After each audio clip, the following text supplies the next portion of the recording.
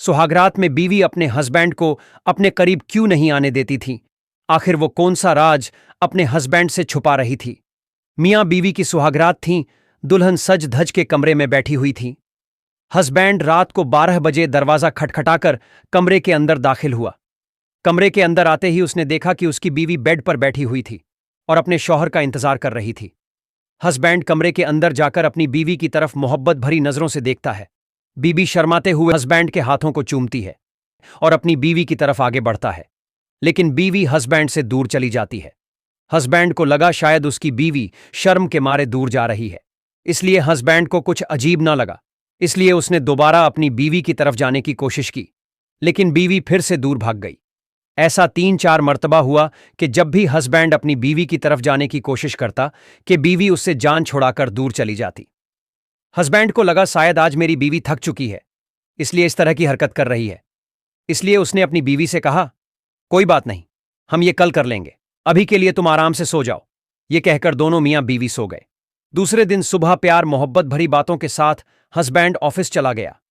दूसरी रात हस्बैंड अपने काम से फारिग होकर अपने कमरे में दाखिल हुआ और हमबिस्तरी के इरादे से अपनी बीवी की तरफ गया, लेकिन आज भी उसकी बीवी ने वैसा ही किया। वह अपने हस्बैंड से दूर भागने लगी। हस्बैंड को ताज्जुब हुआ कि उसकी बीवी ऐसा क्यों कर रही है। हस्बैंड ने अपनी बीवी से पूछा, क्या बात है, तुम मुझसे दूर क्यों भाग रही हो? क्या कोई मसला है? क्या तुम हैज की हालत में हो? बीवी ने कहा, हाँ मैं हैज की हालत में हूं। हस्बैंड ने कहा, ठीक है, तो तुम मुझे बता सकती थी इसमें छुपाने वाली कौन सी बात है? वो मैं आपको बताने से डर रही थी। हस्बैंड ने कहा, इसमें डरने वाली कौन सी बात है? हमें वैसे भी इस हालत में हमबिस्तरी करने से बचना चाहिए। यह कहकर मियां बीवी सो जाते हैं। इसी तरह एक हफ्ता निकल गया। कुछ दिनों बाद एक रात फिर हस्बैंड हमबिस्तरी के इरादे से अपनी बीवी की तरफ गया। बीवी ने फिर मना कर दिया और हस्बैंड से दूर चली गई।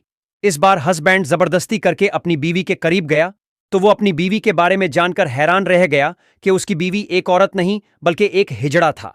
ये जानकर हस्बैंड थम सा गया कि आखिर मेरे साथ ये क्या हो गया? आखिर ऐसा कैसे हो सकता है?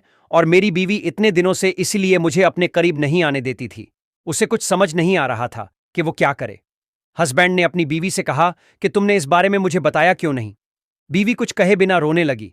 हस्बैंड ने दोबारा पूछा कि मुझे जवाब दो, आखिर तुमने मुझे इस बारे में बताया क्यों नहीं? बीवी ने कहा, अगर मैं बताती तो क्या तुम मुझसे शादी करते? हस्बैंड ने कहा, इसका मतलब यह कि तुम बिना किसी को अपनी हकीकत बताएं किसी से भी शादी कर लोगी।